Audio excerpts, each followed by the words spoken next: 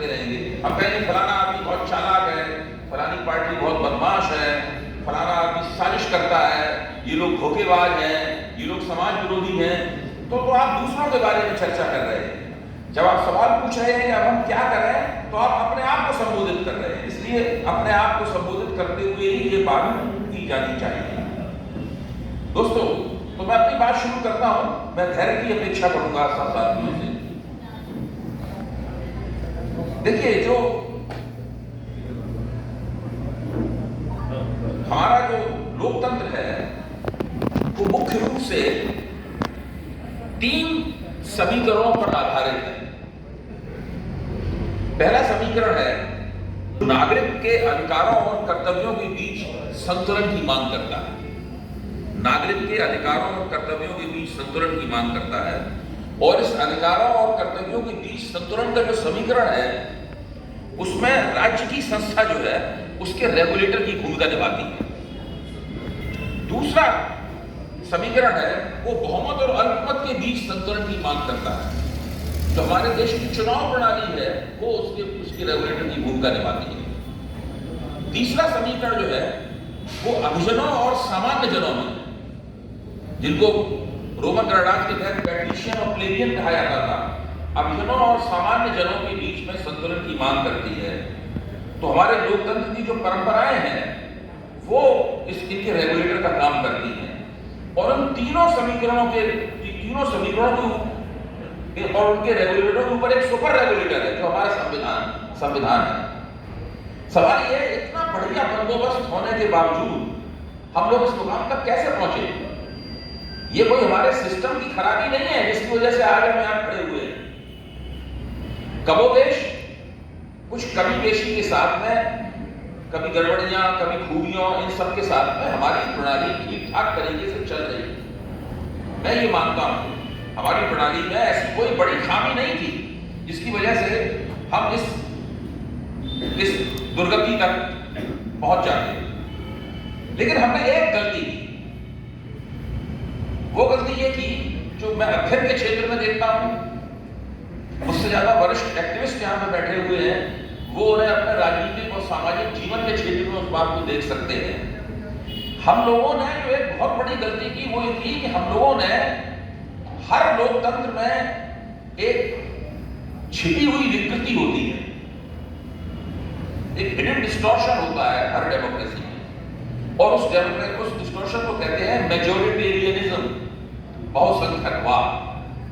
ये हर डेमोक्रेसी में होता है, और डेमोक्रेसी में एक प्रवृत्ति होती है कि वो इसकी जांच नहीं करना चाहती। डेमोक्रेसी के पैरोकारों में पता नहीं क्यों ये प्रवृत्ति होती है कि वो सब कुछ करते हैं। वो भारत में जाति पे विचार किया गया, भारत में राजनीति में धर्म के दुरुपयोग और सदुपयोग के ऊपर विचार किया गया, भारत में समुदाय के ऊपर विचार किया गया, जातियां वर्ग क्यों नहीं बन रही हैं इस सवाल के ऊपर विचार किया गया। लेकिन जब मैं देखता हूं एक अध्येता के रूप में अपनी एकेडमिक लाइफ को, तो मैं देखता हूं कि मेजोरिटेरियनिज्म के ऊपर कभी विचार नहीं किया गया। अल्पमत और बहुमत पर विचार किया गया, लेकिन मेजोरिटेरियनिज्म, बहुसंख्यकवाद के ऊपर कभी विचार नहीं किया गया। और विचार किया भी गया तो उसमें बहुत सारी पतली गली बना ली गई। विचार करते करते हमारे विद्वान लोग जो है पतली गली से निकल गए, और वो मान कर चले कि लोकतंत्र में ये बहुसंख्यकवाद की समस्या हमारे सामने कभी आएगी, जबकि ये एक हकीकत है। सारी दुनिया के लोकतंत्रों का अनुभव हमें बताता है कि हर लोकतंत्र में एक मेजोरिटेरियन इंपल्स होता है, एक बहुसंख्यकवादी आवेग होता है। उसके नेता बड़ी कुशलता से उस बहुसंख्यकवादी आवेग को इस तरह संसाधित करते हैं कि वो मैनिपुलेट नहीं हो पाता, बिनाइन बने रहता, वो दुष्ट नहीं बन पाता और सौम्य बना रहता।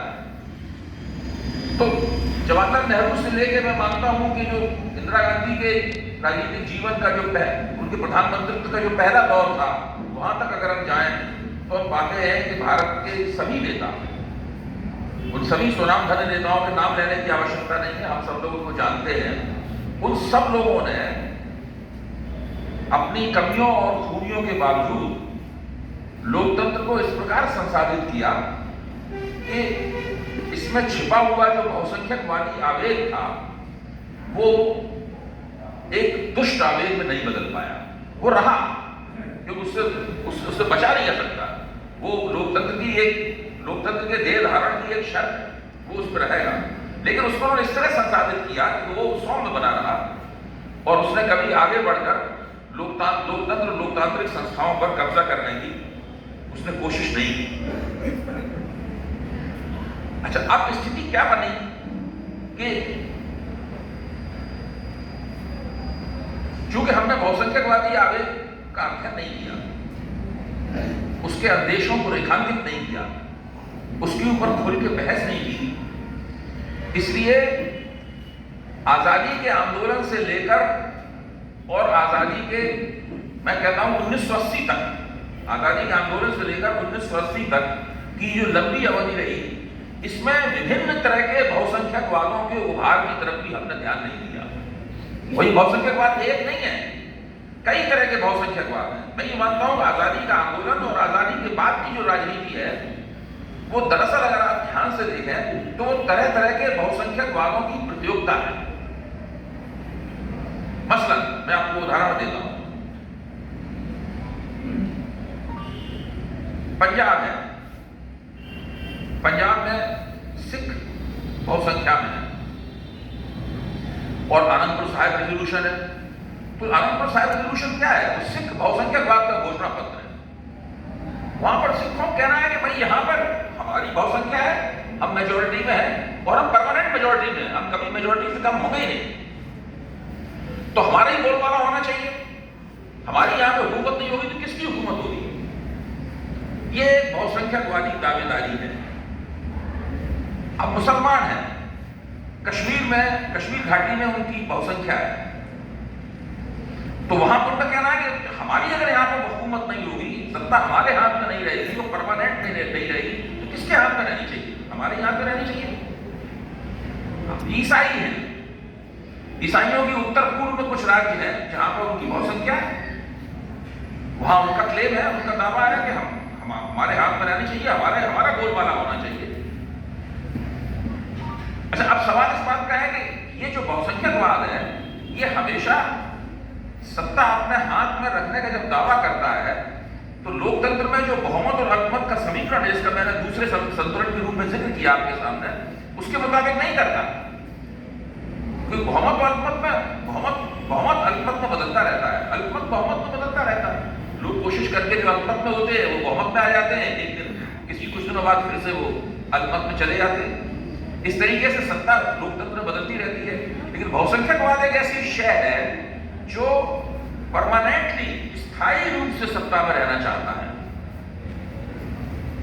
और भारत इतना विशाल देश है, यहाँ पर एक और पेचीदगी है, इसकी तरफ ध्यान कम दिया गया है। वो पेचीदगी है कि जो बहुसंख्यक हैं वो दूसरी जगह अल्पसंख्यक भी हैं, और जो अल्पसंख्यक हैं वो दूसरी जगहों पर बहुसंख्यक भी हैं। मुसलमान सारे देश में अल्पसंख्यक है, लेकिन कश्मीर घाटी में वो बहुसंख्यक है। सिख सारे देश में अल्पसंख्यक है, लेकिन पंजाब में वो बहुसंख्यक है। ईसाई सारे देश में अल्पसंख्यक है, लेकिन उत्तर पूर्व में कई जगह वो बहुसंख्यक है। हिंदू बहुसंख्यक है, लेकिन देश में ऐसी जगहों पे भी है जहां पर वो अल्पसंख्यक है। पंजाब में वो अल्पसंख्यक है, उत्तर पूर्व में कई जगह अल्पसंख्यक है, कश्मीर घाटी में वो अल्पसंख्यक है। तो छोटे छोटे बहुसंख्यकवाद है और एक बड़ा बहुसंख्यकवाद भी है, जिसको हमारे देश, हमारे राजनीतिक नेतृत्व ने पूरी कोशिश की कि वो कभी लोकतांत्रिक राज्य के ऊपर अपनी दावेदारी न कर पाए और वो बिनायन बना रहे किसी तरीके से। दूसरे जो बहुसंख्यकवाद हैं उनके साथ में वो एक लगातार रिश्ता बनाए। तो ये जो परमानेंट मेजोरिटी की खोज वाला किरदार है, जब सिख परमानेंट मेजोरिटी की खोज करते हैं, जब ईसाई परमानेंट मेजोरिटी की खोज करते हैं अपने मेजोरिटी वाले इलाकों में, या मुसलमान परमानेंट मेजोरिटी की खोज करते हैं, तब लोकतंत्र के लिए इतना बड़ा खतरा पैदा नहीं होता, क्योंकि उनकी परमानेंट मेजोरिटी की जो खोज है, उनकी जो दावेदारी है, उस दावेदारी को किसी न किसी तरीके से भारतीय राज्य, संविधान और राजनीतिक प्रक्रियाओं द्वारा नियंत्रित किया जा सकता है। लेकिन जब हिंदू परमानेंट मेजॉरिटी की खोज करते हैं और उसकी दावेदारी करते हैं, तब आप समझ लीजिए कि उसको नियंत्रित करना, उसको काबू में करना और उसको सौम्यता की तरफ ले जाना, मैलिग्नेंसी से निकालकर उसको बिनायन होने की तरफ ले जाना, ये एक काफी मुश्किल काम हो जाता है। और आज हमारा लोकतंत्र और हमारा संविधान, हमारी राज्य व्यवस्था और हमारी चुनाव प्रणाली इस मुश्किल काम को करने में अपने आप को नाकाम पा रही है। अगर हम लोगों ने देश के विभिन्न बहुसंख्यकवादों का ठीक से अध्ययन किया होता, उनकी गतिविधियों पर बहुत पहले नियंत्रण किया होता और उनसे आग्रह किया होता, उनके सामने इस तरह के प्रस्ताव रखे होते कि वो ऐसा न करें, तो बहुत मुमकिन है कि आज हम हिंदू बहुसंख्यकवाद की जो मौजूदा दावेदारियां हैं, इन दावेदारियों को अपने से आज के मुकाबले काफी दूर पाते हैं। ये सारी बातें मैं आत्मालोचना के रूप में कह रहा हूं, एक सेल्फ क्रिटिसिज्म के तौर पर आपके सामने रख रहा हूं, क्योंकि मैं खुद अपने आप को पाता हूं इस सेल्फ क्रिटिसिज्म के बीच में। मैं अपने आप को इसलिए पाता हूं कि जब तक हिंदू बहुसंख्यकवाद ने राष्ट्रीय मंच पर अपनी दावेदारी कर नहीं दी स्पष्ट रूप से, तब तक मैं भी इसका अध्ययन नहीं करता था, मैं भी इसकी तरफ बिल्कुल ध्यान नहीं देता था। अच्छा, अब ये हिंदू बहुसंख्यकवाद पहले से मौजूद था। राष्ट्रीय स्वयंसेवक संघ का गठन 1925 में हुआ था। उससे पहले ही विनायक दामोदर सावरकर हिंदुत्व क्या है इसकी पर अपनी पुस्तक लिख चुके थे। आप स्वामी विवेकानंद को पढ़ेंगे, वहां भी आपको इसकी मजबूत उपस्थिति मिलेगी। आप स्वामी दयानंद सरस्वती को पढ़ेंगे, वहां भी इसकी आपको मजबूत उपस्थिति मिलेगी। आप डॉक्टर बालकृष्ण मुंजे के साहित्य का और उनकी गतिविधियों का अध्ययन करेंगे, वहां भी आपको इसकी मजबूत उपस्थिति मिलेगी। यहां तक कि एक सीमा तक हर्ष अरविंद के रचनाओं में भी आपको इसकी मजबूत उपस्थिति मिलेगी।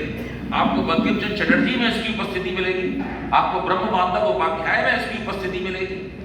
तो आप देखेंगे कि बंगाल से लेकर महाराष्ट्र तक और देश के विभिन्न इलाकों में हिंदू बहुसंख्यकवाद की पैरोकारी करने वाले विद्वान और एक्टिविस्ट लगभग पिछले 150-200 साल से सक्रिय रहे हैं।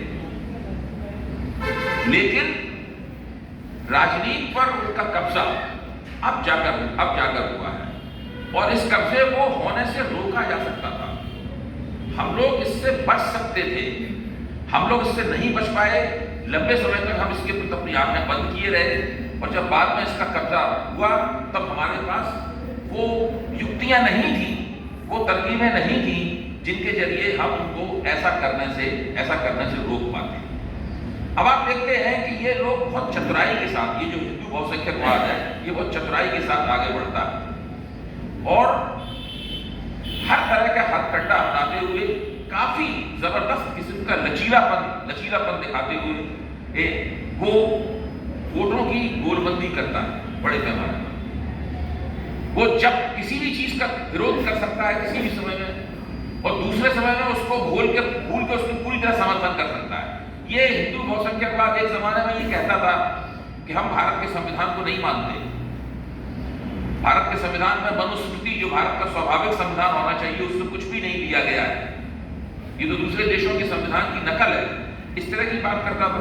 वही बहुसंख्यकवाद आज कहता है कि ये संविधान हमारा सबसे पहला धर्म ग्रंथ है और वो अपने उस जमाने को याद भी नहीं करना चाहता। अगर उसे आप याद दिलाइए तो वो सुनता नहीं है आपकी बात, सुनने से इनकार कर देता है कि हम कभी ऐसा कहते करते।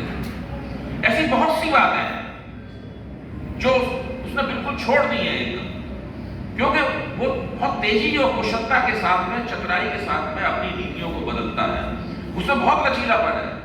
ये एक ऐसा हिंदू बहुसंख्यकवाद है जिसमें गोरक्षक और गोभक्षक दोनों एक साथ रह सकते हैं।